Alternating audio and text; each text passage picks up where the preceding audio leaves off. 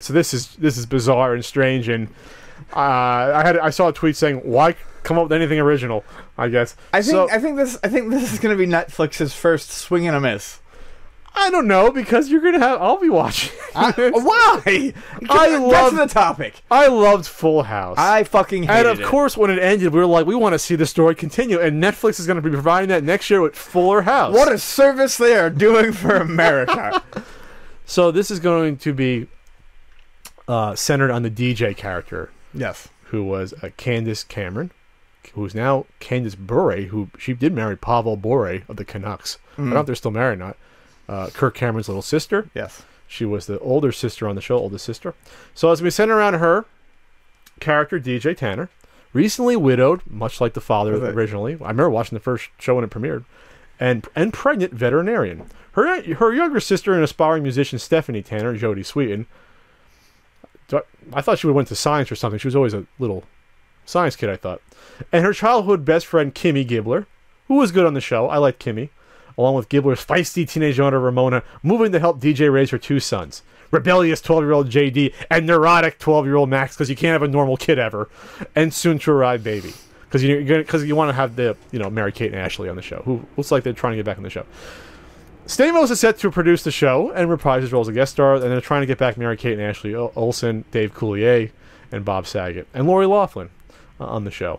So the show's going to be made. It's just at this point putting the pieces together and see what happens. Well, according to Lori Loughlin, they said that they don't really know. They know who's on the show, and they haven't really been talked to. They said that there was word that they wanted them on the show, but it's so very much in limbo that they have no idea what's going on. They don't know how it's coming together yet. She said that she doubts the Olsen twins have any interest in it.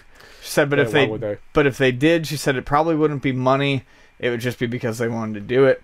They're gajillionaires. Yes, exactly. Well, I think that was what she was implying. They haven't been in anything since past probably 12 years. That's what she was implying. It was if it doesn't matter how much money they offer them. If they don't want to do it, they don't want to do it. Sure, basically what she was saying. They had that empire with PlayStation games and toys and everything and dolls and memory cards. Maybe they had all the VHS stuff. Memory cards, really? I don't know.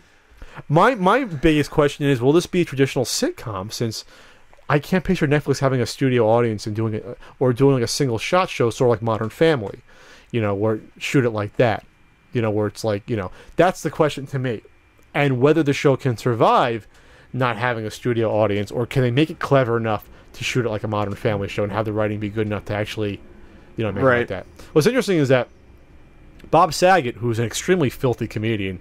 Even in the 80s when he was casting the show, all his fellow comedian friends thought it was the biggest joke ever. This guy's the filthiest guy. He's playing a wholesome father. Yeah. He's coming. If he comes back to the show, we'll see. The original show, though, one of the things the show was enjoyable. I watched when I was a kid. Everyone watched TGIF. The worst part, though, was that you had the tender wrap-up moment in the last 5 minutes always, when it was like, here's the heartfelt, here comes the music, sit on the bed, this is what you did wrong. The reason I hate sitcoms, and Frank hates sitcoms, and why you should hate sitcoms, they are based upon lies and deceit. Yeah. There's always some deception going on, or some weird thing that tries to get covered up, and it always comes back to bite him in the ass. That's most sitcom plots. And we really need another round of that for this version of the show, or again, will they go in some weird direction? That's all. I just think it's interesting. Obviously, you don't care. No, I really have no interest in this whatsoever. I will not pay it any attention. Whatever happened to predictability? Newsman, the pen boy. I think we've found it right here with another rehash of a TV show. That's predictable.